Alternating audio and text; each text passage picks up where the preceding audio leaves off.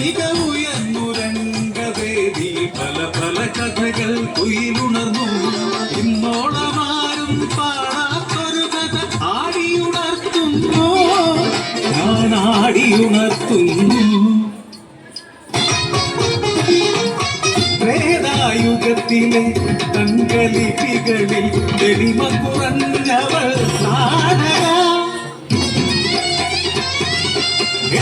കുഞ്ഞിട്ടും അട്ടഹാസം ദുഷ്ടത കത്തുന്ന ക്രൂരനോട്ടം നിശാചരി അവളുടെ കണ്ണിൽ അകപ്പെട്ട നിശ്ചയം മറ്റൊരു മരണം തന്നെ യുവകുമളൻ സുരസുന്ദരൻ സൗഗിനി തൻപതി ശ്വേതനാഥൻ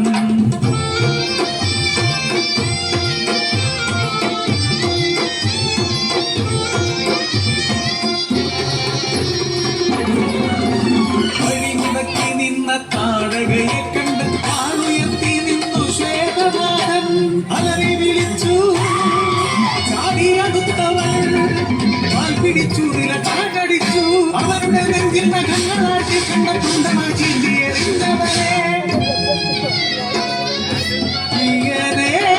എന്നും വിളിക്കുന്നേ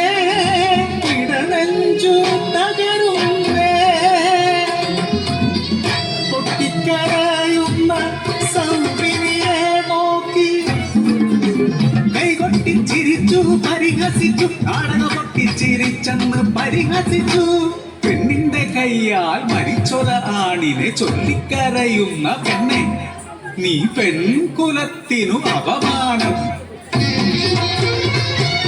സൗമിനി തൻ ശോകഭാവമായി ക്രൗര്യമായി ഇടയുടെ നിണം വീണ മണ്ണുവാരി സൗമിനി ശാപം ചൊരിഞ്ഞു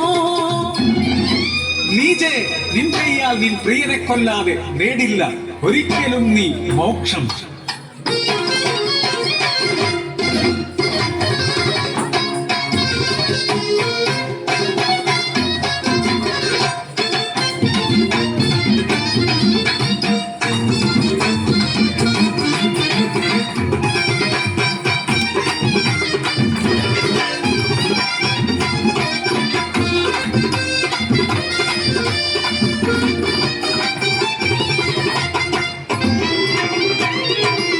കാലമേറെ കഴിഞ്ഞു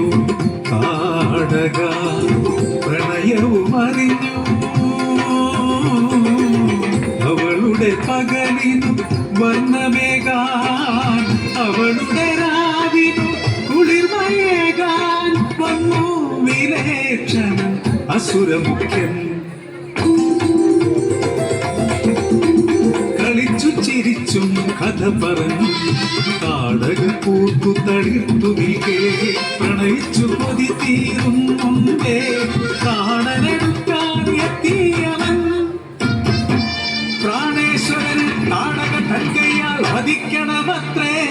ഇന്നോളം താടക ചെയ്ത പാപങ്ങളത്രയും കർമ്മം കൊണ്ടൊഴിയുമത്രേ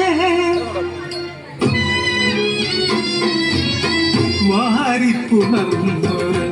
കയ്യാ താടക വധിക്കുന്നതെങ്ങനെ ധർമ്മരാജ വയ്യൊന്നു കൊള്ളി നോവിക്കുവാൻ പോലും വല്ലാതെ സ്നേഹിച്ചു പോയി കാണും ചോര മണക്കുന്ന ചുണ്ടാലവനെ ചുംബിക്കുവാനേ കഴിയൂ കണ്ണവർക്കൊരു കയ്യാൽ പ്രിയനെ കെട്ടിപ്പിടിക്കാനേ കഴിയൂ പാപങ്ങളൊന്നും ഒഴിഞ്ഞിടേണ്ട മോക്ഷകവാടം തുറന്നിടേണ്ട പ്രിയനോടൊത്തൻ സ്നേഹം പങ്കിടാൻ ഒരു ദിനം കൂടി നീട്ടിത്തരൂ ഒരു ദിനം കൂടി നീട്ടിത്തരൂ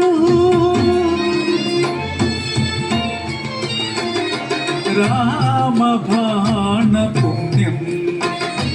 നെഞ്ചേറ്റുവാങ്ങി